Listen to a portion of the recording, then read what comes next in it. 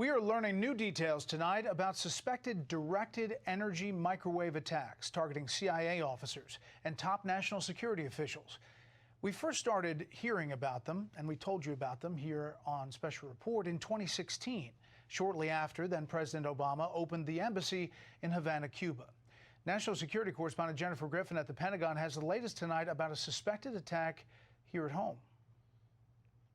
U.S. officials say there are now 130 suspected victims, mostly CIA operatives and U.S. diplomats being treated for brain injuries, debilitating headaches and vertigo, the targets they believe of a directed energy microwave weapon. There's a mysterious direct energy weapon that is being used, and it is causing, in some cases, permanent traumatic brain injury. New indications suggest the incidents go as far back as 1996. Two individuals working on the NSC believe they were targeted in 2019 and in 2020, just after the election. One was near the White House and one was walking her dog. The Russians have been working on mobile microwave weapons for years. We have to get more information, and we got to tell the public what's going on. The U.S. Air Force and tech firm Epirus have developed a mobile high-energy microwave weapon to bring down drones. Epirus is also working on a miniature variant of the weapon that can be easily transported on a pickup truck. This is the type of technology that might be targeting American diplomats. Russia certainly has the means and the motive to conduct these attacks. I mean, there's some evidence out there that certainly points to Vladimir Putin, the KGB operative in the Kremlin, being responsible. The only victim so far to come forward, former CIA head of the Europe desk, Mark Polymeropoulos, was targeted while visiting Moscow 4 years ago and forced to retire. It's pretty insidious because it also doesn't leave any kind of, open scars or wounds. Mark lobbied for treatment at Walter Reed's National Center for the Intrepid. As part of his therapy, he painted this mask of a Superman cape with a broken CIA shield with an arrow through it to symbolize the moral injury he felt when at first he was not believed by the CIA. This mysterious sickness called the Havana syndrome.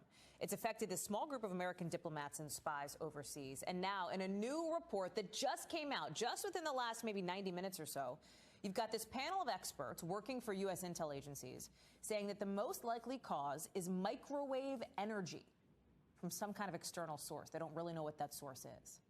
The backdrop here, since late 2016, you've seen hundreds of U.S. officials in more than a dozen countries coming forward to report symptoms believed to be related to this Havana syndrome. But last month, the CIA came out and said, hey, most of these people don't actually fit the profile. A couple dozen do. That's where the mystery is. And that's what this new report is hoping to shine a light on. Ken Delanian is following the story for us. So, Ken, break this down a little bit, right? Because we're now centering on those, I think, a couple dozen diplomats, most of them related to the initial incident reporting in 2016. They get these really weird symptoms. We don't know what it is. And now these experts are saying it's probably microwave energy, which is the clearest sign yet, right? The most definitive evidence yet or answer yet that we have for this. Yeah, you nailed it, Hallie. It's a little bit confusing because we've been reporting for 3 years now about hundreds of diplomats coming forward and saying they believe they have these symptoms that could be Havana syndrome. And then last month, the CIA comes out with his interim assessment that says most of those people do not fit the profile. They found alternate explanations, and it kind of poured cold water on the whole idea. But if you read it carefully, it said, hey, there are about 24 cases where we can't rule out foreign involvement. We have no idea what caused it. And those are the cases, it looks like, that this panel of experts studied very closely. And this was a panel of outside experts, scientists, technologists, and U.S. intelligence officials. And they had access to classified information. They interviewed victims. They interviewed experts. And what they concluded was the most plausible explanation is directed energy from an external source. Now, they didn't identify, as you said, they didn't identify a device. And they weren't even looking at the question of who might be responsible. But just by concluding that, hey, this is likely directed energy, they have bolstered the long-standing hypothesis by the intelligence community that this is likely the Russians, because the Russians have a history of studying this technology. Now, the problem with that, Hallie, is they've been looking for years, the spies have, and they've not come up with any evidence to point to Russia, even though CIA Director William Burns went to Moscow and warned the Russians that if they were doing this, there would be consequences. It's a real mystery.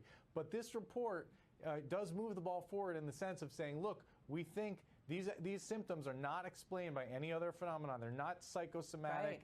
People are not making this up. They were hit by some kind of energy, and it caused real damage to them.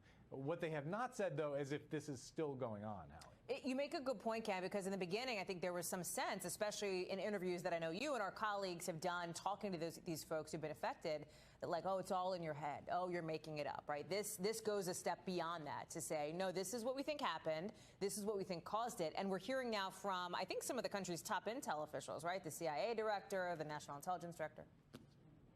Yeah, that's right. Now, those leaders of these agencies have to walk a fine line because they want to, project the idea that they care about their workforce, even those people who have symptoms but don't fit the profile, because this has become an all-consuming phenomenon. CIA people are turning down jobs overseas because they're concerned that they're going to be hit with some kind of microwave ray, and that's in part why the CIA released that assessment last month. They wanted to communicate, hey, there is no global campaign that we know of foreign spies hiding in the street corner trying to aim a ray at you, but there is this unexplained phenomenon. Something happened to these people. They were, one day they were healthy, the next day they were floored, and some of them have never been the same since. And now we know that the most likely cause was some kind of external energy, and now they need to solve the mystery of how did that happen, Hallie? Ken Delaney, way to stay on top of the story. We so appreciate you bringing us the latest.